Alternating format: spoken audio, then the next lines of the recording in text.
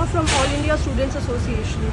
We are here to protest against Karnataka government's plan to shut down more than 25,000 schools.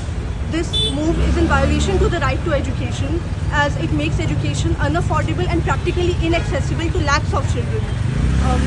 Merging Karnataka government schools with the Karnataka public schools would mean that children will have to pay higher fees. It is the government's responsibility to provide free and quality education to all children. And this move is a way to shun that responsibility and make education a ground for profit making. The promise of transportation facilities for children has not been backed up by any concrete steps or timeline. Moreover, the definition of low enrollment has been kept ambiguous.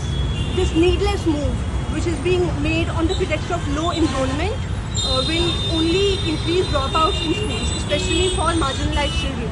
Many girls and children with disabilities will have to drop out because of the sheer distance they will have to travel.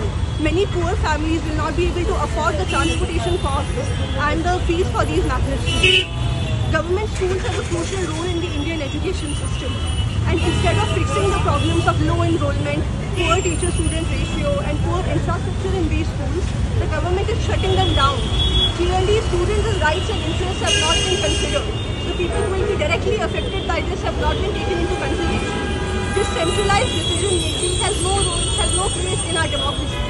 Karnataka government, which is already reducing investment in the education sector and is delaying the promised state education policy in lieu of the NEP, is trying to implement the provisions of NEP without calling it down.